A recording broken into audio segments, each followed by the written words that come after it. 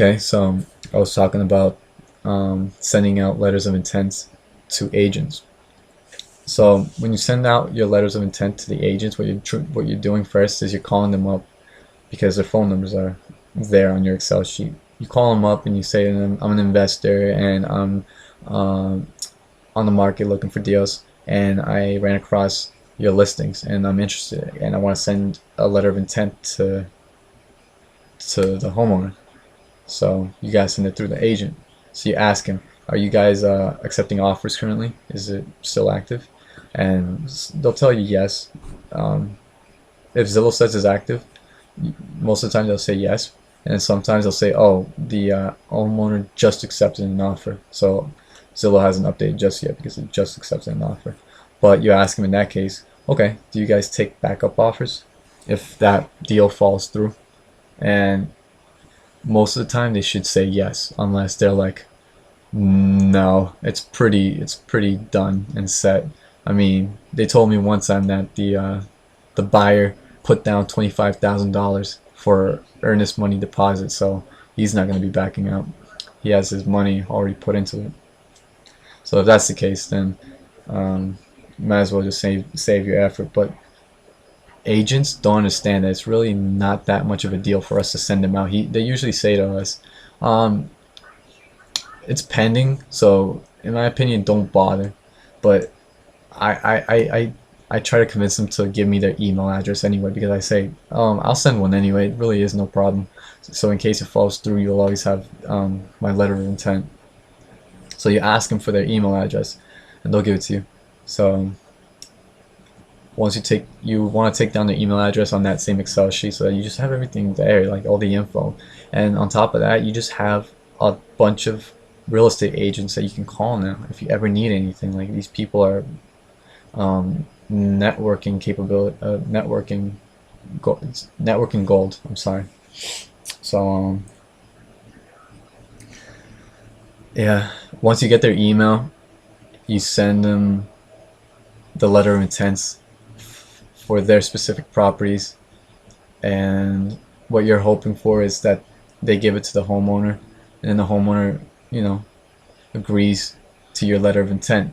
But he shouldn't think, because the letter of intent clearly states that I intend to purchase a property at this price, around this price. I intend to. So hopefully the property owner isn't like, "Oh, this is a good deal. Um, okay, so I'll sign this right now so that we can start doing the deal." But no, if once they receive the letter of intent, their job is to determine whether it's something that they might accept, and if they say yes, then the agent would hopefully call you back, and then you set up a date to go to that property to see if it's really worth that price, because you haven't seen that property yet. You don't know how many repairs, how much in repairs it's going to be, right? Right. So you go there and you scope out the property. You have a notebook, or you're using your phone and taking notes down. Some people take tape rulers with them just to measure out floors and walls and whatnot if anything in particular needs work, because some stuff is done by square footage. So roofs, for instance, the roofs are usually 1.5 times the square footage of the entire house. Then you multiply whatever that is by $2, because that's how much it's going to take to fix the entire roof, right? So that's an interesting fact. You might want to take a little a screwdriver like I got one over here, so just bear with me.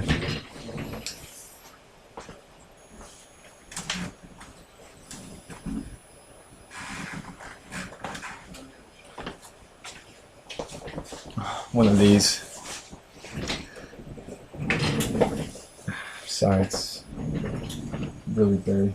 I haven't used it for a long time. It's been up there. It's dusty. So the reason you want to take a screwdriver like this one is because you want to poke stuff with it, especially wood. You want to see if there's been termite damage, right? If there's been termite damage, which you'll know if there's termite damage. Termite damage looks like trails of there's trails inside the wood, and it's just weak, and there's chippings on the floor and all that stuff. And termite damage can be serious. It can be serious, but you kind of want to know what it is you're looking for, because if you see termite damage on the support beam, that can be dangerous and that can be costly. But if you see termite damage on something other than a support beam, use that as negotiating skills. You say, okay, I'm gonna have to fix this, and that's gonna cost a lot of money. I mean, that's an important feature of the home, and it's got termite damage. When in reality, it's not gonna cost that much to repair. You might not even need it. You know, it's not a load-bearing wall or beam. So it's just a little trick of the trade. Anyway, you go over there and you just check everything out. You come up with prices. Then you say, all right, so I seen this. So either what you came up with works for you, like the letter intent offer works, the numbers work. But if there's more, you want to go back home and do some better calculations and analyze and come up with an ARV value, because you haven't really done comps yet either. So yeah, you kind of want to go home first and do your analysis on the home. So you want to come up with comps, and then from then you get your ARV value, and then you subtract all the repairs that you need to do, holding costs, closing costs, and etc. And then you say to the real estate agent or the seller, okay, so I've come up with an offer. I want to drive to you and present it to you in paper. So just let's set up a time to meet. And you want to meet them in person, because you quickly want to get that thing signed as possible, because you might say the price, the offer over the phone, and they might say, okay, I'm willing to accept that, and you're like, great, and you hang up the phone and you're on your way there, and all of a sudden you arrive and they say, oh, I'm so sorry, but I've decided to hold off because verbally another guy told me he's willing to offer me more. So because usually people, once they verbally accept something and now you're trying to race to them to get that document signed so that they're under contract, they might regret it, you know, but and they'll start wondering if they could have gotten more. Maybe not though. So anyway, you don't want to waste your time. You kind of want to like present it to them at that time. So you just let them know. The way I would word it is, so I have the contract. I want to meet with you and just go over things. And kind of go over why I chose this price. So, and they might be, you know, hesitant and say, why don't you just do it in person? Well, I don't want to waste my time or your time. If it's something you like, then we'll get it signed right away, you know. So that's a way to negotiate. But regardless, once you get to their home, the goal is you get that document signed, the purchase agreement contract.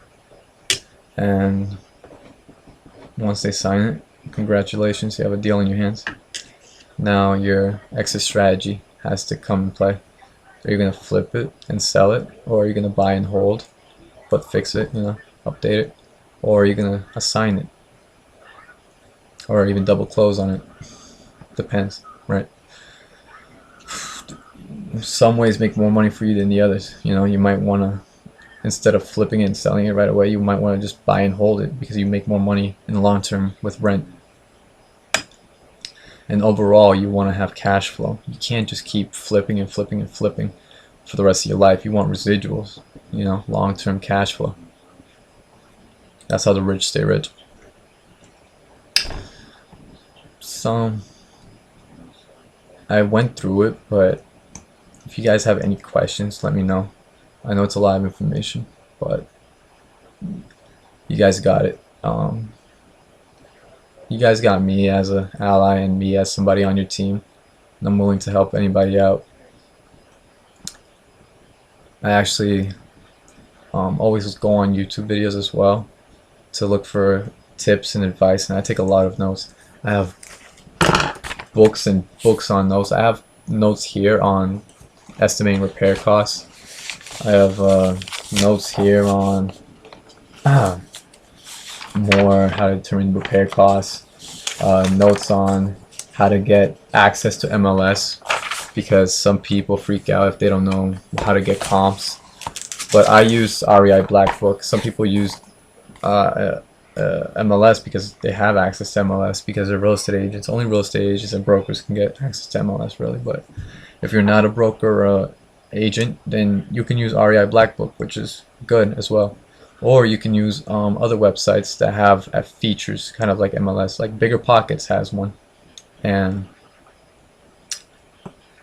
just do your research, ask, talk, have questions. You have the internet at your disposal. No one should ever go without knowing something if they're curious about it, because you have the internet. But you can always ask me, and I'm obsessed about this stuff. So things you guys need are letters, postcards. I use dollar store letters, and they come with 6 envelopes and 6 letters for $1, which is a great deal, I think, because you can save money, and then you can use money to buy stamps, and stamps are like 50 cents each. So I buy like packs of 20 on them. That's dough, but you know, you make money marketing. It should be worth it. And then you get business cards. So these are mine. That's my logo right here. I have my contact information, so my company email. I have my title, and I have a little like logo, your financial therapist. And on the back, it kind of describes what we do. So financial therapist specializing in free consultations. We pay referrals. We pay cash for houses. We stop foreclosures, creative financing available, and credit repair. So I say credit repair, but what I'm going to do is I'm going to refer them to somebody who does credit repair. So you want to help people out, you know, because if you help people out, they'll present to you possible deals. The community helps one another. So it's very lucrative. And again, I give you like a rough account as how to do stuff, right? Okay, go out there and read more on it. Join a program. These aren't bad. Guru programs are not bad. They're not, as long as you apply them. There's people who just pay for the classes but never apply what they learn. It's a shame, because that knowledge could have made you a deal that pays back everything you spent on that guru program. You might have spent $30,000 on it like I did, but you would have made $30,000 back off of one deal. So think about that. So hey, so it's 5:30 a.m. I'm still not tired, but I think I've made enough educational videos for now. So you guys are awesome, and I hope you guys got something out of this. And if you have any more questions, let me know. But for now, good morning, and have a great day.